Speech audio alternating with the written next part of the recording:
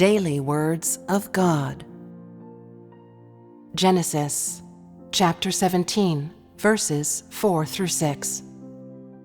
As for me, behold, my covenant is with you, and you shall be a father of many nations. Neither shall your name any more be called Abram, but your name shall be Abraham. For a father of many nations have I made you, and I will make you exceeding fruitful, and I will make nations of you, and kings shall come out of you. Genesis chapter 18, verses 18 through 19.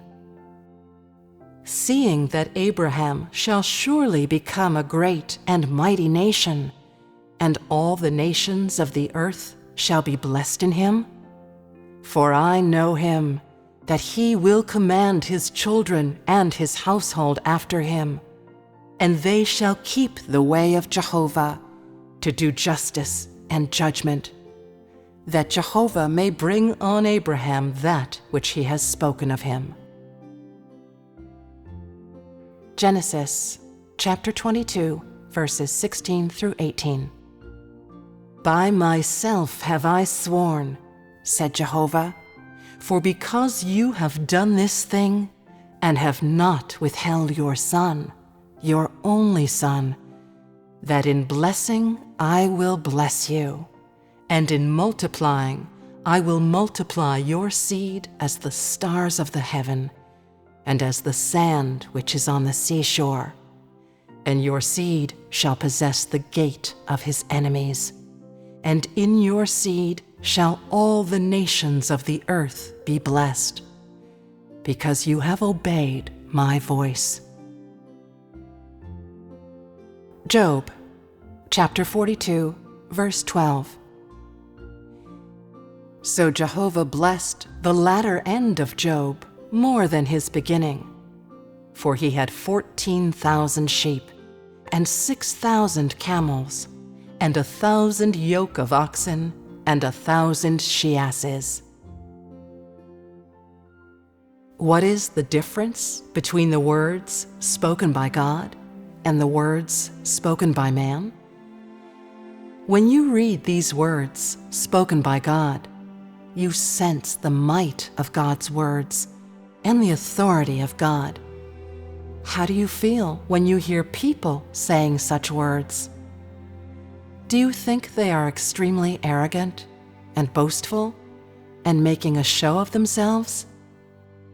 For they do not have this power.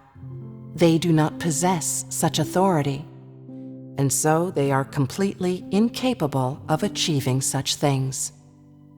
That they are so sure of their promises only shows the carelessness of their remarks. If someone says such words, then they would undoubtedly be arrogant and overconfident, and revealing themselves as a classic example of the archangel's disposition. These words came from the mouth of God. Do you sense any element of arrogance here? Do you feel that God's words are just a joke? The words of God are authority. The words of God are fact. And before the words are uttered from his mouth, which is to say, when he makes the decision to do something, then that thing has already been accomplished. It can be said that all which God said to Abraham was a covenant that God established with Abraham, and a promise made by God to Abraham. This promise was an established fact, as well as an accomplished fact, and these facts were gradually fulfilled in God's thoughts according to God's plan. And so, for God to say such words does not mean that he has an arrogant disposition, for God is able to achieve such things. He has such power and authority, and is fully capable of achieving these acts, and their accomplishment is entirely within the range of his ability. When words like these are uttered from the mouth of God, they are a revelation and expression of God's true disposition, a perfect revelation and manifestation of the substance and authority of God. And there is nothing which is more appropriate and suitable as proof of the Creator's identity. The manner, tone, and wording of such utterances are precisely the mark of the Creator's identity and correspond perfectly to the expression of God's own identity, and in them there is no pretense or impurity. They are completely and utterly the perfect demonstration of the substance and authority of the Creator. As for the creatures, they possess neither this authority nor this substance, much less do they possess the power given by God. If man betrays such behavior, then it would most certainly be the fulmination of his corrupt disposition, and it would be down to the meddling impact of man's arrogance and wild ambition, and the exposure of the malicious intentions of none other than the devil, Satan, who wishes to deceive people and entice them to betray God. And how does God regard that which is revealed by such language? God would say that you wish to usurp His place, and that you wish to impersonate and replace Him. When you imitate the tone of God's utterances, your intention is to replace God's place in people's hearts, to appropriate the mankind that rightfully belongs to God. This is Satan, pure and simple. These are the actions of the descendants of the archangel, intolerable to heaven.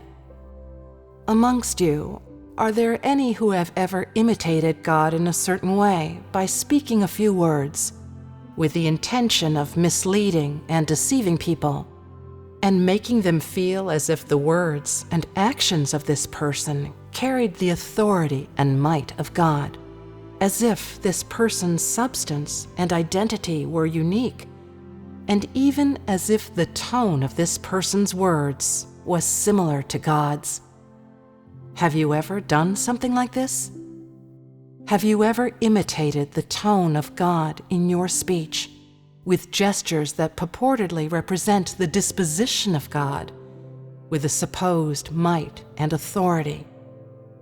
Do most of you often act or plan to act in such a way? Now, when you truly see, perceive, and know the authority of the Creator, and look back upon what you used to do and used to reveal of yourselves, do you feel sickened? Do you recognize your ignobility and shamelessness? Having dissected the disposition and substance of such people, could it be said that they are the accursed spawn of hell? Could it be said that everyone who does such things is bringing humiliation upon themselves? Do you recognize the seriousness of its nature? And just how serious is it? The intention of people who act in this way is to imitate God. They want to be God and make people worship them as God.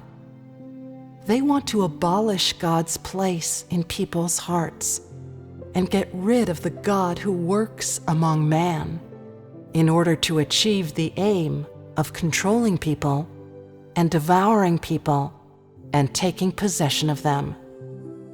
Everyone has such subconscious desires and ambitions, and everyone lives in such a corrupt, satanic substance, and lives in such a satanic nature in which they are in enmity with God, and betray God, and wish to become God.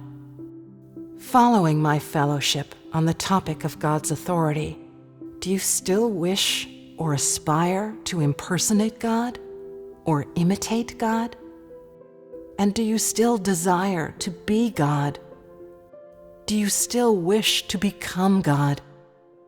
The authority of God cannot be imitated by man, and the identity and status of God cannot be impersonated by man.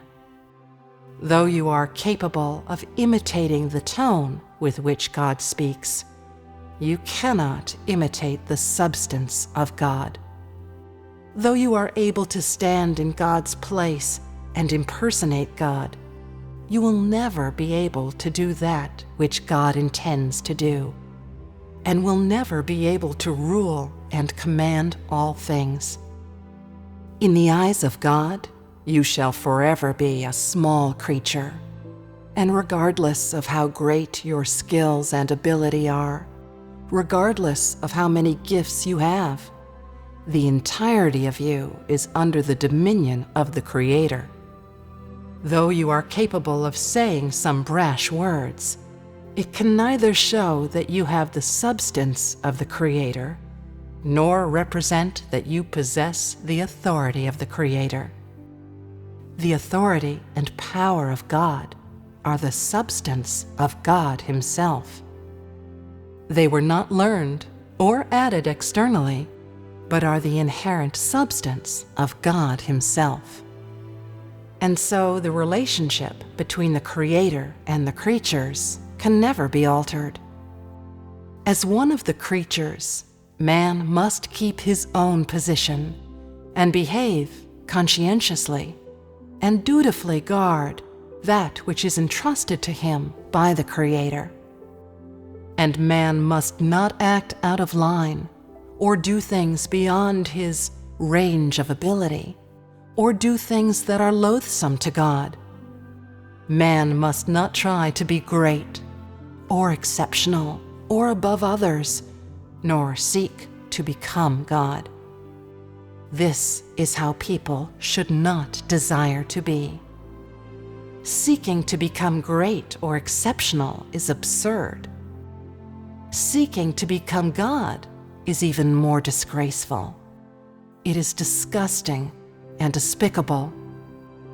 What is commendable, and what the creatures should hold to more than anything else, is to become a true creature. This is the only goal that all people should pursue.